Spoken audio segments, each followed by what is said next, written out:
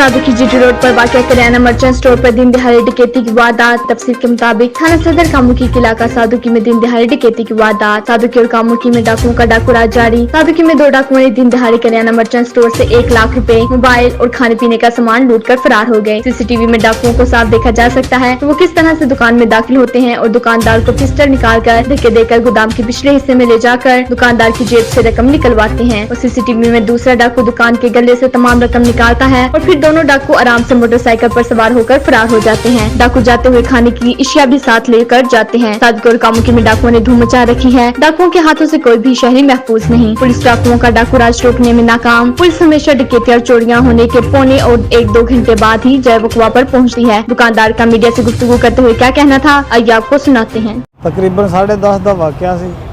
ਦਰਵਾਜ਼ਾ ਸਾਡਾ ਬੰਦ ਸੀ ਤੇ ਲੜਕਾ ਸੌਦਾ ਲੈ ਕੇ ਬਾਹਰ ਨਿਕਲਿਆ ਤੇ ਉਹ ਨਾਲ ਹੀ ਅੰਦਰ ਵੜ ਗਏ ਨੇ ਤੇ ਅੰਦਰ ਆ ਕੇ ਤੇ ਉਹਨਾਂ ਨੇ ਪਿਸਟਲ ਕੱਢ ਲਿਆ ਨੇ। ਪਿਸਟਲ ਕੱਢ ਕੇ ਸਾਡੇ ਕੋਲ ਕੈਸ਼ ਲੈ ਗਏ ਨੇ। ਕੈਸ਼ ਜਿਹੜਾ ਸੀ ਗੱਲਿਆਂ ਦੇ ਵਿੱਚੋਂ 80,000 ਰੁਪਇਆ ਸੀ। ਹਾਫਿਜ਼ ਸਾਹਿਬ ਕੋਲੋਂ 20,000 ਰੁਪਇਆ ਜੇਬ ਵਿੱਚ ਸੀ ਉਹ ਲੈ ਗਏ ਨੇ। ਮੋਬਾਈਲ ਲੈ ਗਏ ਨੇ ਤੇ ਸਾਨੂੰ ਪਿੱਛੇ ਬੰਦ ਕਰ ਦਿੱਤਾ। ਪੁਲਿਸ ਵਾਲਿਆਂ ਨੇ ਕੋਈ ਕਾਰਵਾਈ ਕੀਤੀ ਇੱਥੇ ਆ ਕੇ? ਪੁਲਿਸ ਵਾਲੇ ਲਿਖ ਕੇ ਲੈ ਗਏ ਨੇ, ਕਹਿੰਦੇ ਨੇ ਜੀ ਅਸੀਂ ਕਰਨੇ ਆ ਇਨਸ਼ਾਅੱਲਾ ਤੇ ਬਾਅਦ ਹੱਲ ਕਰ। ਇਸ ਤੋਂ ਪਹਿਲੇ ਵੀ ਪਿਛਲੇ ਸਾਲ ਵੀ ਤਕਰੀਬਨ ਤੁਹਾਡੀ ਕੋਈ ਡਕੈਤੀ ਵਗੈਰਾ ਹੋਈ ਸੀ? 8 ਜੂਨ ਨੂੰ ਹੋਈ ਸਰ। 8 ਜੂਨ ਨੂੰ ਤੁਹਾਡੀ ਡਕੈਤੀ ਹੋਈ ਸੀ। ਉਹਦੇ ਵਿੱਚ ਵੀ ਪੁਲਿਸ ਵਾਲਿਆਂ ਨੇ ਕੋਈ ਤਾਵਨ ਵਗੈਰਾ ਕੀਤਾ ਸੀ? ਉਹਦੇ ਵਿੱਚੋਂ ਸਰ ਨੁਕਸਾਨ ਤੇ ਤਕਰੀਬਨ 1.5 ਲੱਖ ਰੁਪਏ ਦਾ ਸਾਨੂੰ 45,000 ਰੁਪਏ ਮਿਲਿਆ।